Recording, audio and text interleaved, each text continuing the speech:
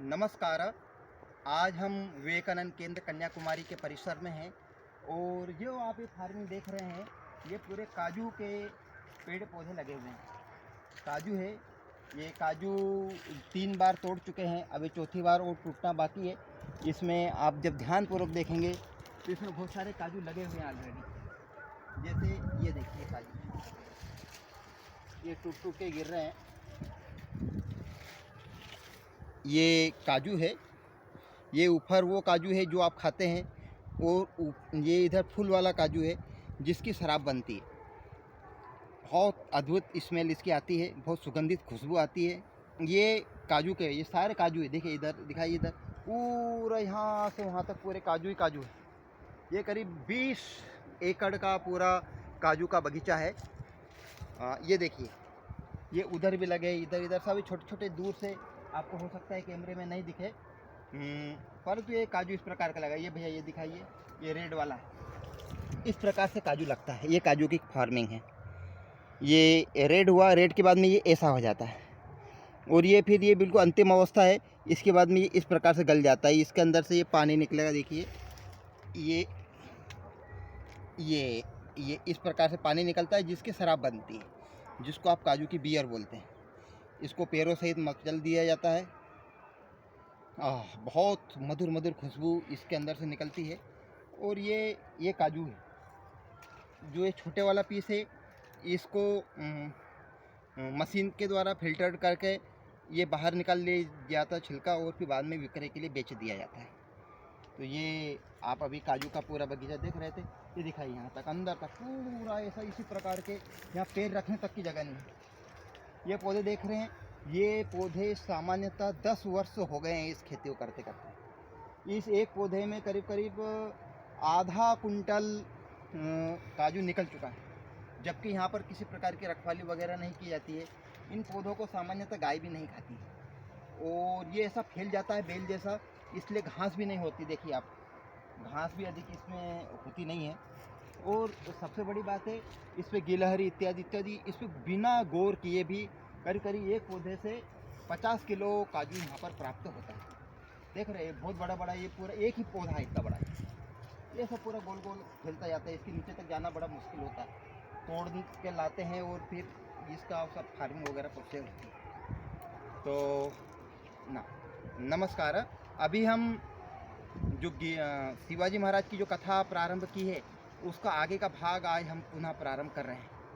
इसलिए हम शिवाजी के जन्म के पूर्व की घटना के बारे में थोड़ी सी हम चर्चा करते हैं। घटना लगभग 1628 ईस्वी की है, उससे भी पूर्व की, उसके करीब कुछ समय पूर्व की है, जब जीजा माता का विवाह शाह जी से हुआ था। अब उस समय की घटना आप देखिए, उस समय इतनी विकट स्थिति थी, इतनी विकट परिस्थितियाँ थी कि जो लोग नाम भी रखते थे वो मुसलमानों के नाम पर रखते थे। हिंदू राजा भी अपने पुत्रों के नाम मुस्लिम नाम पर रखते थे। जैसे शिवाजी महाराज के जो दादाजी थे, उन्होंने अपने पुत्र का नाम, एक का नाम रखा शाहजी, दूसरे का नाम रखा शरीफ जी। मतलब नाम तक वो हिंदू नहीं रख पाते थे। वो ऐसा एक परिदृश्य था कि जहाँ पर हिंदू महिलाओं को उठा के ले जाना, उनके साथ 2-2, 3-3 माह तक रेपिस्ट जैसी घटनाएं होना बहुत सामान्य बात थी। और ऐसे गलत काम करने वालों को पुरस्कृत किया जाता था, इसको कोई गलत काम नहीं मानते थे। उस समय की घटना है, ये घटना उस समय की है जब श्रेष्ठ कार्य ही इसे माना जाता था। एक बड़ा उच्च पद वाला, ओहदा होने वाला व्यक्ति उसे माना जाता था। उसकी गणना उसकी पत्नियों की संख्या से की जाती थी, उसकी कितनी पत्नियां हैं। इसलिए आप देखेंगे कि उस काल में बहुत सारे राजाओं की 2-2, 3-3, 4-4 पत्नियां, 5-5 पत्नियां, 10-10 पत्नियां, यहाँ तक कि कुछ सेनापतियों की 40-40 पत्नियां भी हुई है। तो घटना इस प्रकार की है कि शिवाजी महाराज की माता, जीजा माता, जब उनका विवाह नहीं हुआ था, उस समय वो अपनी सहेली के साथ एक नदी पर स्नान करने के लिए जाती है। नदी के ऊपर जब स्नान करने के लिए जाती है तो वहाँ पर 3 घुड़सवार जो मुगल आक्रांता थे वो आते हैं और उन 9 युवतियों को देख कर के उनके मन के अंदर पाप आ जाता है और उनको घसीट कर ले जाने की कोशिश करते हैं। अब चूँकि वो नदी में स्नान कर रही थी, उनके वस्त्र कम थे, इसलिए बाहर भी उनका भागना मुश्किल था। परंतु जीजा माता ये इनके प्रकार प्रयत्न करके वहाँ से भागने में सफल हो जाती है, परंतु उनकी जो सहेली थी वो भाग नहीं पाती है। तो मुस्लिम आक्रांता उसको ले जाते हैं और ये तीनों मुस्लिम आक्रांता उसके साथ रात भर तक व्याभिचार करते रहते हैं। इस प्रकार की घटना जब जीजा माता देखती है तो उनका खून खोल जाता है।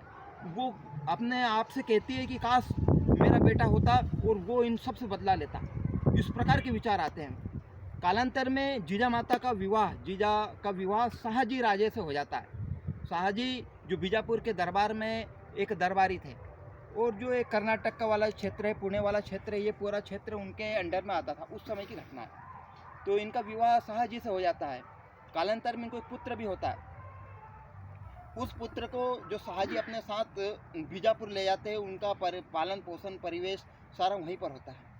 अब कालांतर में क्या होता है कि कुछ दिनों के बाद जीजा माता पुनः गर्भवती होती हैं और इस बार वो प्रयत्न करके, पूरी कोशिश करके ये प्रयास करती है कि जो मेरा पुत्र हो वो बलशाली हो, तेजवान हो, ओजवान हो। उसके लिए क्या किया जाए? तो उसके लिए ये व्रत रखती है। शिवाजी के जन्म के पूर्व जीजा माता शिव जी की उपासना करती है। बार बार उपासना, बार बार ऐसा भ्रमण परिभ्रमण और अलग अलग मंदिरों में दर्शन, इस प्रकार गतिविधियाँ लगातार चलती रहती है।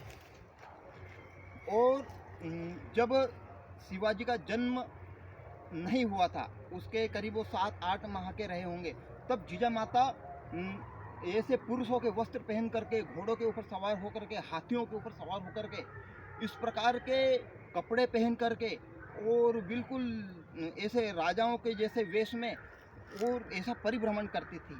एक वो अवस्था जब कोई महिला जब केवल खाने पीने में, अपने शौक पूरे करने में पूरा समय व्यतीत कर देती, ऐसे समय में भी जीजा माता के ऐसे दिव्य स्वप्न हुआ करते। कालांतर में जीजा माता के गर्भ से वीर शिवाजी जन्म लेते हैं और वो दिनांक होती है 19 फरवरी 1630। लगभग 19 फरवरी 1630 को जब शिवाजी महाराज का जन्म होता है, शिवनेरी के किले में होता है। उसके पूर्व की घटना है कि जीजा माता जब अपने स्वप्न में सोई हुई थी, तब वो देखती है कि शिव जी का एक अंश, शिव जी का शरीर के एक प्रतिभूति, एक अंश निकल करके तेजोमय होकर के उनके गर्भ में समा गया है। इस प्रकार का स्वप्न देखती है जीजा माता। और जब स्वप्न साकार होता है, कुछ दिनों बाद उनको पुत्र प्राप्ति हो जाती है। ये चूँकि शिवनेरी के किले पर इनका जन्म हुआ था, इसलिए इनका नाम शिवाजी रखा जाता है। एक तो ये किंवदंती है। दूसरी, इनकी माता शिवजी का बड़ा उपवास करती थी, शिवजी की कृपा मानती थी, तो इसलिए भी उनके जो जन्म को इससे जोड़ा जाता है कि शिव की भक्त होने के कारण इनके पुत्र का नाम शिवाजी रखा। अब इनको भी लेने के लिए शाहजी आते हैं, तो जीजा माता मना कर देती, बोले नहीं, इस पुत्र का पालन पोषण में अपनी इच्छा के अनुसार करना चाहती है। तो शाहजी भी मान जाते, बोले ठीक है। परंतु इनको एक सुरक्षित स्थान पर भेजने के लिए कर्नाटक का कहने का चयन होता है, पुणे का चयन होता है। अब चूँकि धीरे धीरे शिवाजी बड़े हो रहे थे, तो एक ऐसे राजनीति धुरंधर जो बिल्कुल राजनीति के बहुत तज्ञ हो, ज्ञाता हो, ऐसे एक महापुरुष दादाजी कोंगदेव को अपने जो निजी सलाहकार थे उसमें से मुक्त करके शिवाजी के साथ में जीजा माता के साथ में इनको चाणक्य बुद्धि बनाने के लिए इनको पुणे के लिए प्रस्थानित कर देते हैं। प्रस्थान करने के बाद में देखते हैं कि जब बाल शिवा छोटी अवस्था में रहता है, 8 वर्ष की उम्र होती है, तो 8 वर्ष की उम्र में वो देखते हैं कि बहुत सारी स्त्रियां हैं, बहुत सारे लोग हैं, परंतु फिर भी मंदिर जीर्ण शीर्ण है, बहुत दरिद्रता है, गरीबी है, और लोग मनचाहे जो शोषण कर रहे हैं वो भर पल्ले शोषण कर रहे हैं। इस प्रकार की स्थिति है कि लोग मरणासन्न है, परंतु लोग उनके विरुद्ध खड़े नहीं हो पा रहे हैं, कहीं पर भी वो उनका विरोध नहीं कर सकते। इस प्रकार की स्थितियां हो रही है। तो दादाजी कोंगदेव के नेतृत्व में उस समय एक सुशासन की स्थापना प्रारंभ की जाती है। जो गलत काम करता है उसको कठिन दंड दिया जाता है, कठोर दंड दिया जाता है, और जो श्रेष्ठ होता है उसका सम्मान किया जाता है। अब बाल शिवाजी है, बाल शिवाजी इन सब घटनाओं से बड़े प्रेरित होते हैं और अपने दोस्तों के साथ, माओलों के साथ, जंगल में खेलने वाले आदिवासियों के साथ में एक शिवालय में जाकर के अपने रक्त से, उस समय इस छोटी अवस्था में, जिस समय की 8-9 वर्ष की अवस्था रहती, उस समय लोग जो सोचने समझने की क्षमता इतनी विकसित नहीं होती है, उस समय अपने अंगूठे को चीर करके शिव जी के सामने ये संकल्प लेते हैं, बोले हम हिंदू साम्राज्य की स्थापना के लिए कटिबद्ध होंगे। ये देख रहे थे दादाई कोंगडे, मन ही मन बड़े प्रसन्न होते हैं। कालांतर में और घटना घटित होती है। कालांतर में घटना क्या घटित होती है कि बाल सेवा धीरे धीरे 2 वर्षों बाद 10 वर्ष का हो जाता है। और सामान्यतः इस समय कर्नाटक राज्य, वहाँ पर एक परंपरा है कि जब खेती की शुरुआत होती है तो खेती की शुरुआत एक राजा करता है। और चूँकि वो जो पूरी रियासत थी वो शाहजी राजे के अंतर्गत आती थी, तो कहीं ना कहीं उसका जो नेतृत्व है वो शिवाजी के हाथों में था। तो बाल सेवा हल चलाएगा, पर हल कौन सा चलाएगा? हल चलाने के लिए सोने का फर वाला, जो उसमें लोहे का लगा होता है, उसके सोने का फर वाला हल तैयार किया जाता है। बाल सेवा है। बाल सेवा उस खेती को प्रारंभ करने के लिए, हल चलाने के लिए उद्यत होता है। 2 अच्छे मस्त बिल्कुल तंदुरुस्त बैलों को बुलाया जाता है और बैलों को जोता जाता है। उनकी बाकायदा जीजा माता आरती करती है बैलों की, और पूरा सजाया जाता है। एक बीज को ओढ़ने वाला है, शिवाजी ने उन बैलों की लगाम पकड़ी हुई है, और जैसे चलाने के लिए चलते हैं तो थोड़ी ही दूर वो चलता है हल, और फंस जाता है। लोग सोचते हैं कैसा राजा है हमारा, जो एक छोटा सा खेत जोत नहीं सकता तो वो हमारे ऊपर राज कैसे करेगा। बैल भी पूरी ताकत लगा देते हैं, जोर लगाते हैं, पर खींच नहीं पाते। तो इस स्थान को खोदा जाता है तो वहाँ पर गणेश जी की प्रतिमा निकलती है। ओ हो, उस समय ऐसा माना जाता है कि हिंदू साम्राज्य की स्थापना के लिए श्री गणेश हो चुका है। वहाँ पर आज भी श्री गणेश भगवान का मंदिर वहाँ पर बना हुआ है। तो ये बाल सखा, बाल सेवा और उनके मावले निर्माण, उनकी दोस्ती, उनकी मित्रता करने का जो तरीके हैं, ये सारे बड़े अद्भुत हैं। उस समय जो बड़े बड़े सेनापति हुए हैं, जो मुगलों के हुए, बीजापुर के हुए, दिल्ली सल्तनत के हुए, उनसे टक्कर लेने के लिए जो इनके बाल सखा है, जो बाल टोली है, जो अभी से बहुत ही आराम से काम कर रही है, ये इतने परिपक्व होते हैं कि ये उनसे टक्कर लेने तक के लिए पर्याप्त हो जाते हैं। अब चूँकि इन जो शिवाजी महाराज के जो पिताजी है वो शाहजी राजे, ये आदिल शाही की नौकरशाही में काम कर रहे हैं, मुस्लिमों के नीचे अंडर में काम कर रहे हैं। और उस इतने बड़े छत्र के नीचे आसपास मुस्लिम सल्तनत कायम है। दिल्ली में अलग लुटेरे, लूट खसोट करने वाले दुष्ट अत्याचारी और पापी लोग, जो हर प्रकार का पाप अत्याचार करने से नहीं डरते, जो कि हर प्रकार के शोषण को मान्यता देने वाले लोग हैं। इस प्रकार की जो सरकार होते हुए भी राज्य में भी, क्योंकि उस समय सेंट्रल गवर्नमेंट तो दिल्ली से थी और जो स्टेट गवर्नमेंट थी बीजापुर की थी, जिसमें कि मंत्री के पद पर इनके शाहजी राजे स्वयं शिवाजी के पिताजी विद्यमान थे। उस समय ये शिवाजी बाल सेवा है, ये बाल सेवा हिंदवी स्वराज्य की स्थापना का स्वप्न देखते हैं, मन में स्वप्न देखते हैं। जो जीजा माता शिवाजी को बचपन में, जब छोटी अवस्था में महापुरुषों की कथाएं सुनाया करती थी, जो महाभारत की, गीता के श्लोक सुनाया करती थी, जो हनुमान जी की कथाएं सुनाया करती थी, रामायण के वीर पात्रों के जो बखान किया करती थी, वो सब धीरे धीरे उनको याद आने लगते हैं और वो एक हिंदवी साम्राज्य की स्थापना की ओर आगे बढ़ते हैं। ऐसे एक बार की घटना है, शिवाजी महाराज से इनके पिताजी शिवाजी शिवा से मिलने की इच्छा हो जाती, किसकी? शाहजी राजे की, इनके पिताजी की। तो इनके पिताजी निमंत्रण भेज देते हैं, बोले जाओ शिवा को ले आओ ताकि वो भी यहाँ कुछ देखे बीजापुर में। तो बीजापुर में देखते हैं, अरे यहाँ पर तो गाय कटी हुई लटकी हुई है, उनके मांस के लथोड़े लटक रहे हैं, खून लटक रहा है। इधर बकरियों को मार के टांगा गया है, इधर मुर्गियों को टांगा गया है, इधर अंडों को टांगा गया है। ऐसे भिन्न प्रकार का आसपास इतना खतरनाक माहौल, उनका दिमाग घूम जाता है। अचानक देखते हैं कि एक कसाई एक अच्छी हष्टपुष्ट गाय को खींच के ले जा रहा है और एक कसाई पीछे से मार रहा है उसको डंडे से। इतनी भयंकर स्थिति।